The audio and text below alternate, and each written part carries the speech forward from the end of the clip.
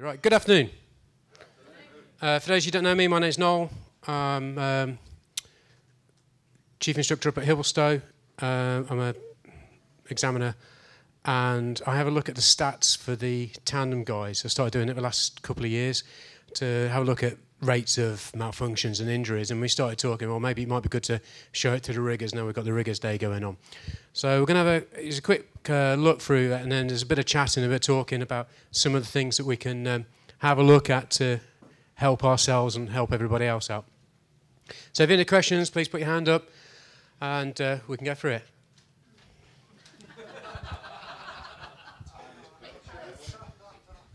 I would have done my hair, Rob, if I'd known.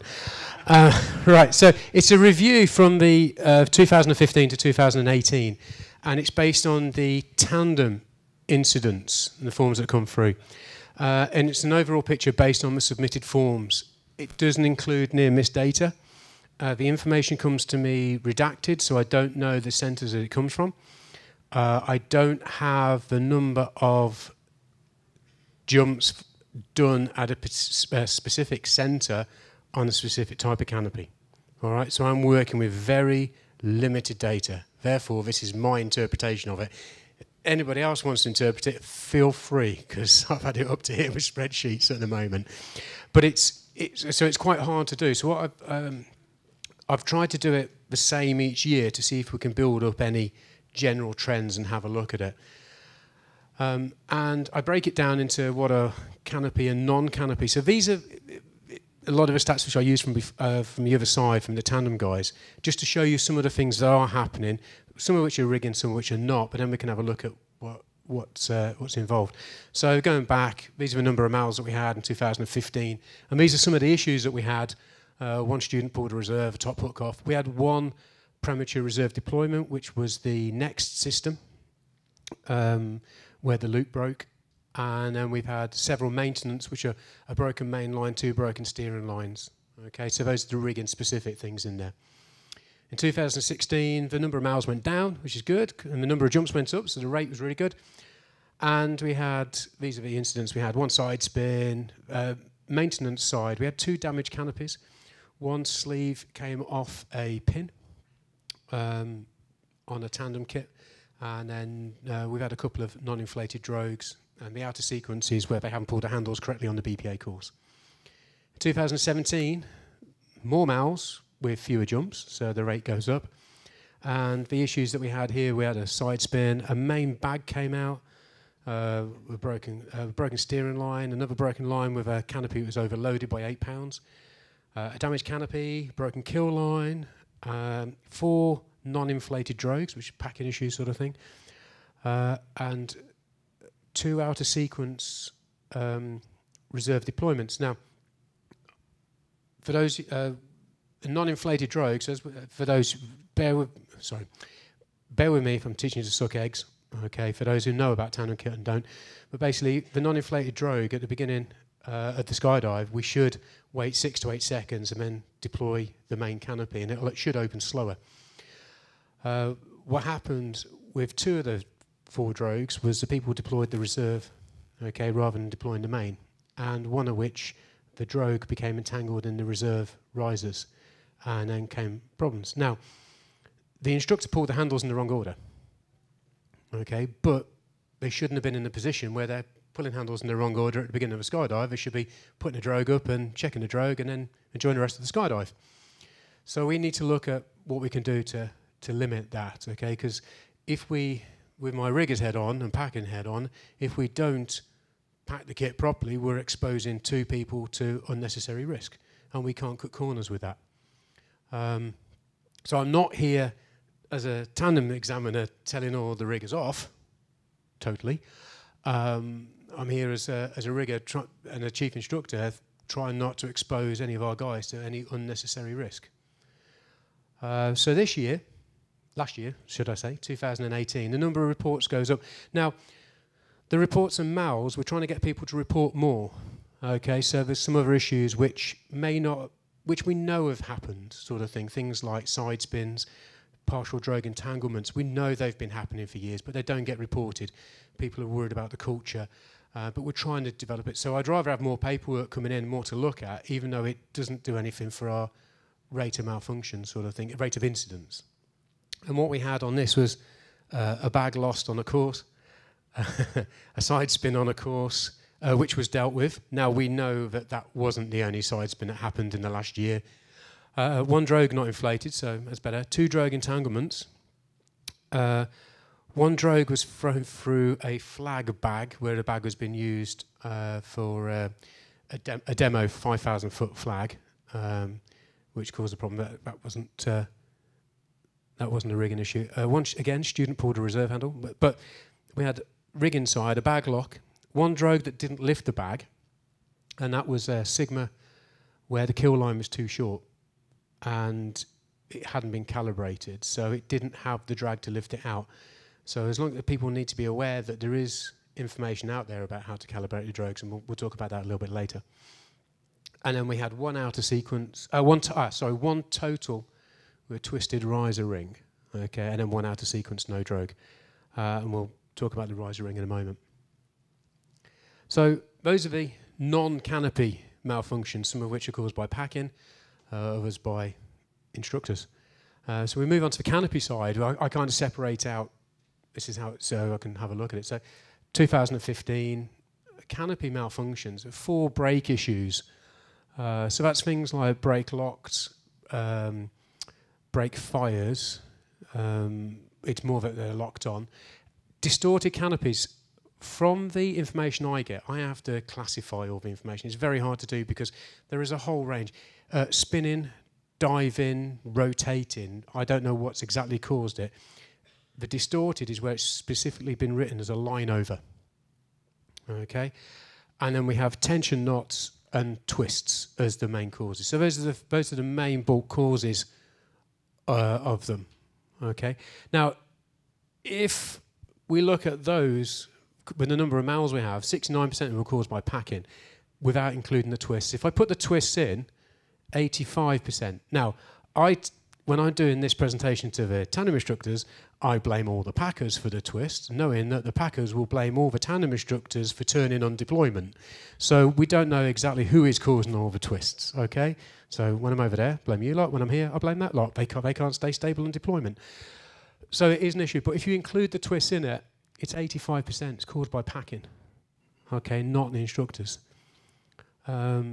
The next year, 51 mals, again, brakes, distorted, tension knots, and twists. 66% caused by packing, 92% if you include the twists. 2017, we had this. So we have a stiff pull on the course. So going back through, so what Ben started doing last year was breaking it down a little bit more and having a look at it. With the distorted canopies, the breakdown of those line overs was A2 370, there were 2. 389, A2 389, there was 1. An Easy 384, there was 1. Hop, there was 1. Icarus 365, 2. Set 401. Sigma 341. And 370, Sigma 3. Now, so that's, there's no particular spike there in any particular type of canopy. But again, like I say, I do not know the number of jumps done on 340s through the country to make a comparison between it. My data is limited. But we can see there's an average spread. All kind of canopies have line overs. Okay. Tension knots, A2, 3, Sigma 370, 3, Sigma 343, Precision 365, 1,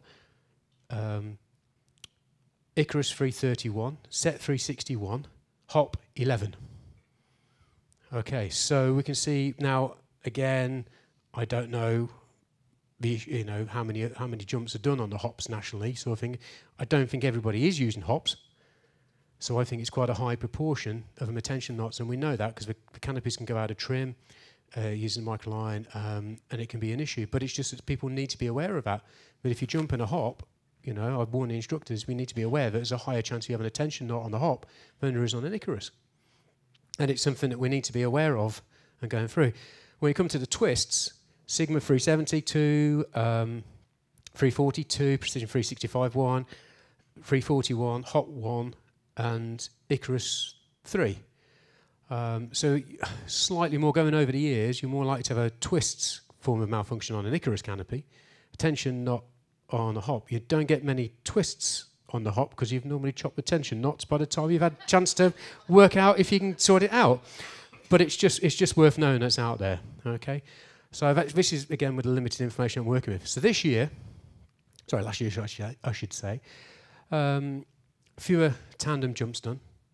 Okay, similar number of miles. We had 1 damaged canopy, 7 brake issues. Okay, 1 was a brake fire, which you can question the instructor should be able to deal with a brake fire. But if it led into twists, I don't know. That could be, if it's not dealable with, we can't blame them for doing their malfunction drill. But 3 brakes stuck on. 1 was a brake line causing an issue, so the canopy wasn't controllable, which probably was a tension knot, but we don't know. Which is what I'm working from. And I'm not expecting people to stay under a malfunctioning canopy for a little bit longer to, so they can fill the form in, so I know definitely what's going on. But there's a lot of brake issues there, and I've had it myself where the toggles got wrapped around the ring, and that's when the catchers have turned the canopy inside out, and you've got all the excess brake line, and then as you're picking it up, it flicks round and not setting the brakes on the field. We've had less issues with this because I've just got the instructors to set the brakes back on the landing area. Take that time. At the end of the day, we're taking the twists out of the brake line and out the kill lines. It sounds simple, but it's a cultural thing. If we can do it, you can reduce the risks. All the miles we had last year were twists. Okay. There were 3 streamers. 3 step-throughs. Stuff shouldn't be happening. That's, again, packing. We need to be careful with that. We had 3 streamers. Those canopies got sent back. They were A2s. So that was a different one. We haven't had that before. So I don't know whether the line trimmer got changed. Again, I haven't got all that data. And on the distorted canopies, last year, there was, again, a reasonable breakdown between everything. The twists, there were 9. Sorry. With the twists, again, it was still more on the Icaruses than on the hops and on the others. So the trend is still saying the same, but you're more likely to have a tension knot on a hop than you are on an Icarus, but you're more likely to get twists on Icarus. But then I've got 6 unknown causes. So the problem is with not a big data set of malfunctions, if I've got 6, that's 10%, which I could, if all of a sudden they were all distorted, well, that suddenly makes a big problem. If they were all twists, it can be a big problem. So the data I've got is so incomplete. This is what I'm having to deal with. But we're still seeing a lot of tension knots and a lot of line overs, which are coming down to the packing. So 13 twists in there last year. So 76 were caused by packing, and if you include the twist, it takes up to 95. So we need to, we need to go back, speak to our packers, and see what we can do, sort of thing. And I don't know how to deal with this properly, but one of the big issues, obviously, is bungees and bungee condition. When I do the reserve repacks, I generally like them to come unpacked, when I haven't had to pay for a pack job, which I've got to pull out. Well, I've changed that. Now I want them to come to me packed, so I can audit the pack job and audit the bungees and take them out and see. I mean, and we can't break it down to how important it is to have good bungees on the kit. I think we would deal with so many of our problems if we looked after the bungees properly. All right. This is a great photo of line dump with the bungees not being sufficiently strong, trapped in, and we're going to get a lot of line dump, a lot of tension knots. Okay, and we need to look at it. But then similarly, if the bungees are too tight,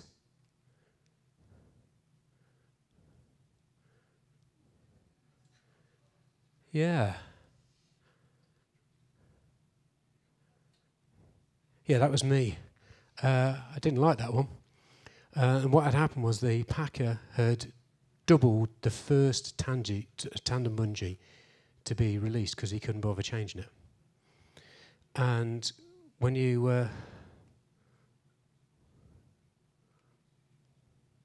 second, I don't know if I can pause it as it's doing it. So the normal tandem bungee is stretched this far because it doubled it round. And so obviously my drogue's collapsed. This cameraman, without being rude, is not the smallest cameraman in the world. He's got his wings tucked in and he's chasing me. I'm now hurtling. I cut away, but because of where the bungee had gone, the bag lock hadn't lifted out. The risers were still trapped quite low down, so I couldn't clear the risers. I didn't try and clear the risers, but they weren't visually observable to pull out. Okay, and my tandem drill, when I first learned, was to clear the risers on the old vectors. Then we changed on the next, we don't clear the risers. So at that point, I didn't consider it. I just thought I hadn't cut away far enough. Obviously, we know how long the cutaway cables are because of the secondary. So I cut them down to here. I pulled it all the way around, whipped myself in the face with the cables, thing's still there. And then I cranked the reserve out, and you can see that as it goes, everything goes past it. And, you know, I didn't like looking at it at the time because it put me off doing tandems, to be perfectly honest, because of how close that main came to my deploying reserve. And we know that there's been several incidents around the world of people putting reserves up past drogues, which have cost lives. And at that point, I mean, that happened 3 years ago to me. And at that point, I was like, oh yeah, that's fine. You know, you think of that as a silver get-out-of-jail-card-free handle. And having seen the results and looking around the world at the different things, it's not. You're playing roulette when you put any foot past that drogue. So we've got to do our utmost to keep everything away from it. Now, this was, again, a twisted drogue. This is twisted drogue riser, so we can see here that the small ring, it's actually been twisted 180 degrees and put through. Now, when this happened, I didn't believe it was possible, so next day I went into work, I checked it, and actually it is possible, because it's only Type 3 in there, it's not a 1-inch square weave, so you can rotate the ring and do it. And I could pick the rig up and hold it by the drogue and swing it around the room. And it's only when you put it down on the floor, you take the tension off, it cleared. Okay, so it's really quite surprising it happened. And I spoke to the guy about this, and he gave me the information, has no issue with me using it. So it's nice that it's not hidden away, it's open. And I spoke to him this week about it, and what he said was he did check it, he did look at it, he didn't know it was possible. Now, when we look at something, we don't expect it to be wrong. When we look at it, we've opened it up, and all my instructors said, oh, I wouldn't miss that, I wouldn't miss that. Actually, when you look at it packed and that's in there, it's very difficult to see. It can be very easily overlooked. So it's just something to be aware of, guys. You know, this can happen. And one of the things that this came from was the guys had been packing Sigmas before, so they're so used to Sigmas, they were good packers, and then they converted on to the next system. So it's currency on the system as well, sort of thing, and new people. Just because they can put a main away very well, we need to make sure they can do the complete job. And we also need to make sure that everything is checked properly before it's signed off and it goes out onto flight line. You know, so this is one of those things where we know a geometric lock on the free ring on your shoulder is going to fail. We would see that. We know to look for it.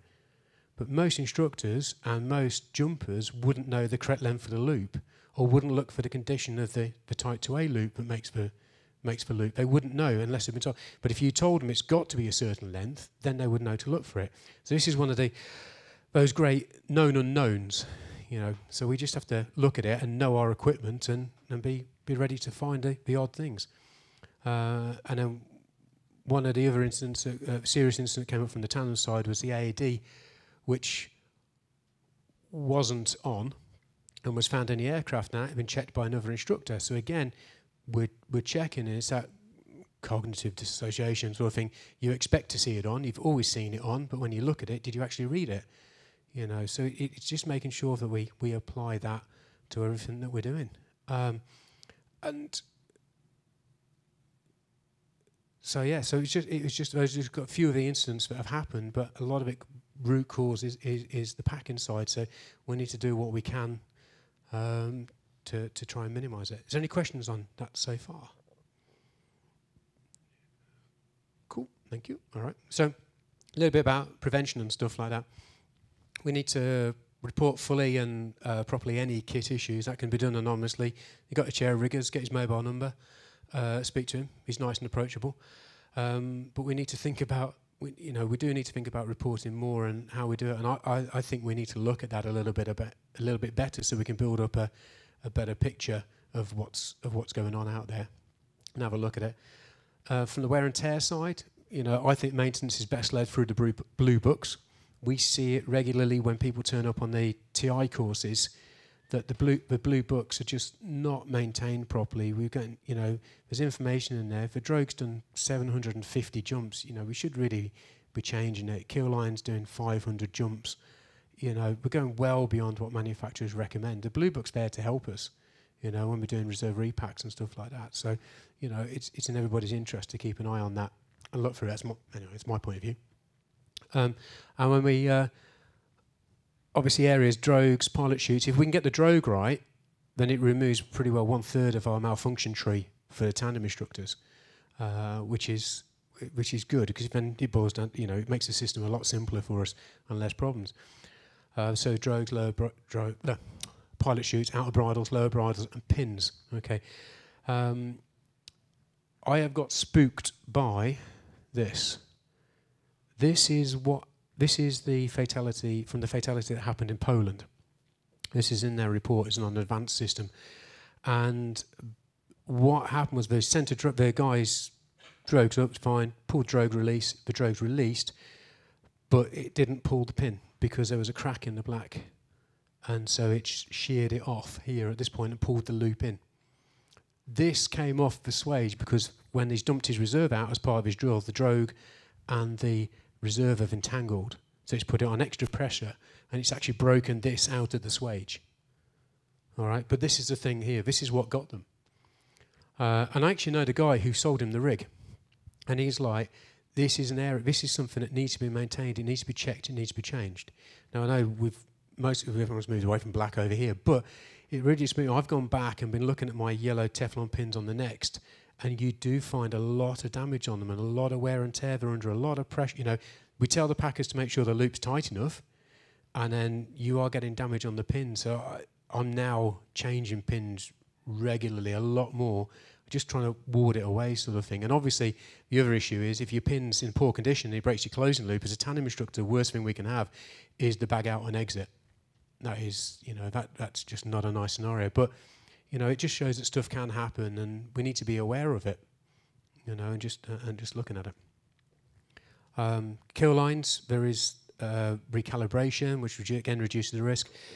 Mains, looking at it, and lines and relining, just taking care, again, using the blue books properly from a tandem point of view, seeing what, you know, and looking at it and relining as necessary.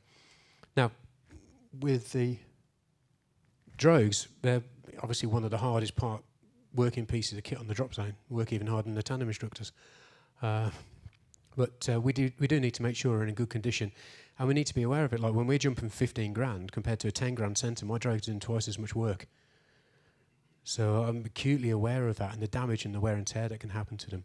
And there is the information out there for the Sigma guys about the calibration. If your drogue's not calibrated, you're going to increase the trapdoor effect. Increase the trapdoor effect, you're going to get more hard openings, and you're going to cause potential damage by dragging your knot through the grommet, which is then going to cut through the kill line, and then you're going to have another kind of problem, which is all easily preventable, you know, by setting a procedure and a policy. What are you doing? Any questions?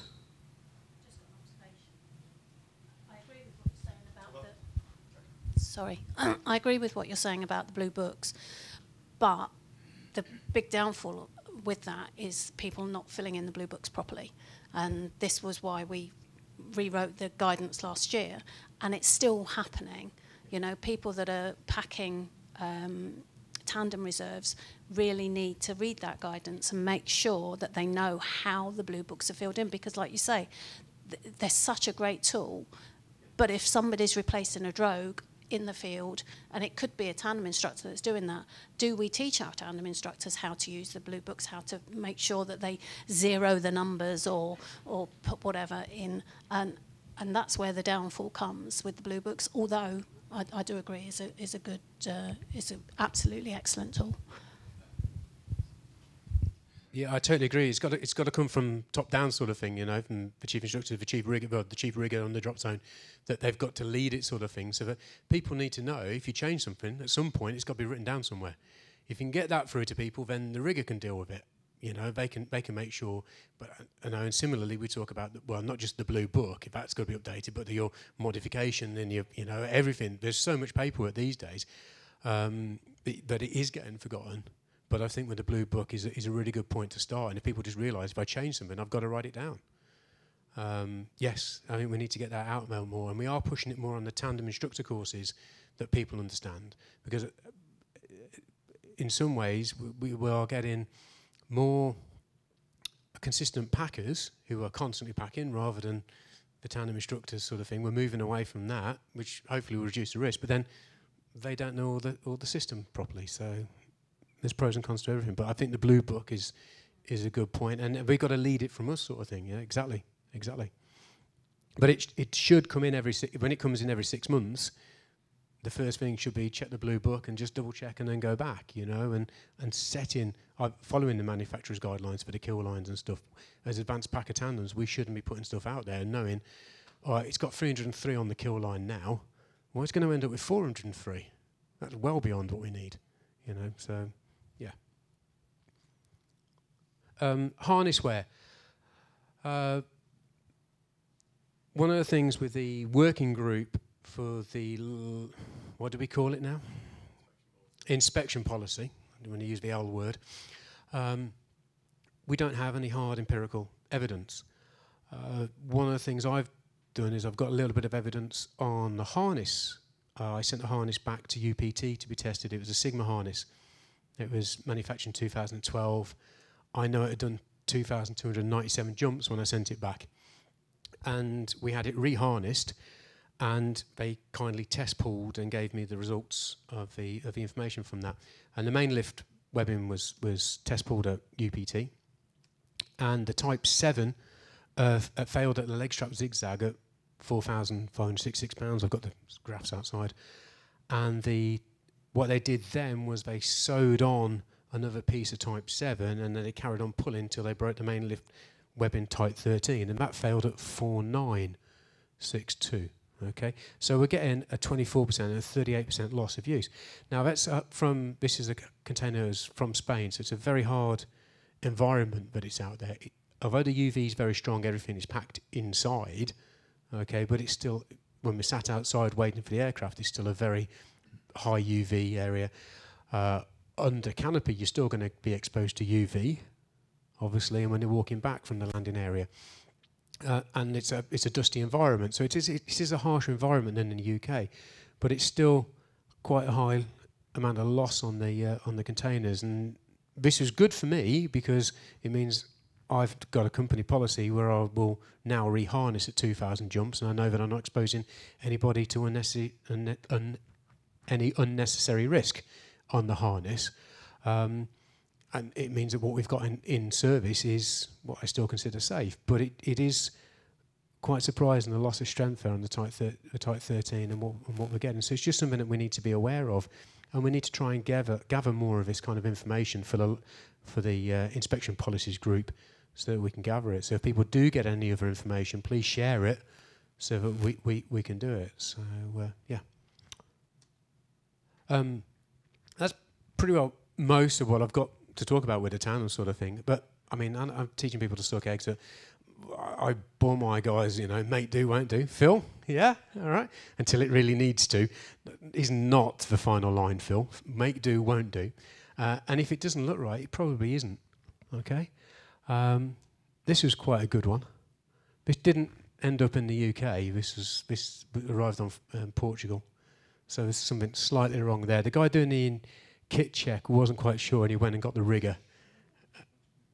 Had a look. Yeah, and so no kit needs to be in the air ever. Just 1 second, I think, and follow the manual.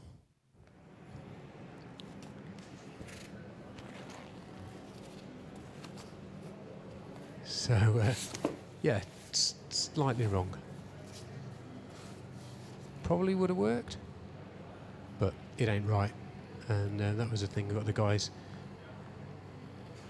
So it's slightly different. Wasn't packed in Europe nor in the States.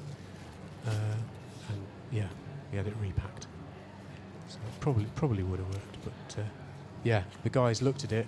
The guy doing the kit check couldn't work out straight away what the problem was, but it just didn't look right. So we only got the rigger, and I got the message, "You're never going to believe this," and they film it.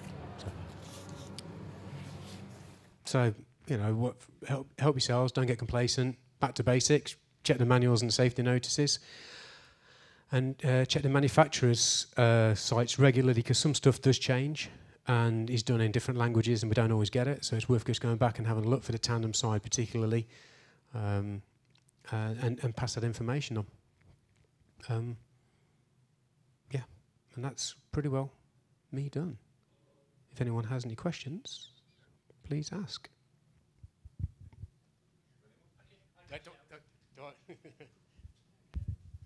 So you put 2,000 jumps on, you replace a harness. What do the manufacturer say? Do they agree with that or disagree? I'll give you the mic back in a sec. And the second question. They're saying 1,000 at the moment. Okay. That's guidelines. That's guidelines. It's not mandatory. Right. So it's a recommendation from the manufacturer. Yeah. Okay. Yeah.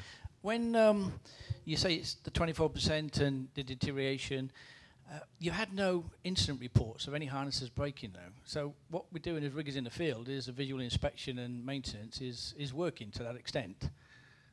So would you recommend 2,000, which should be advisable around the sport? I don't think it's my place to put a recommendation out there, because people say, "Oh, Noel recommends it." I'm just showing you the data that I've got.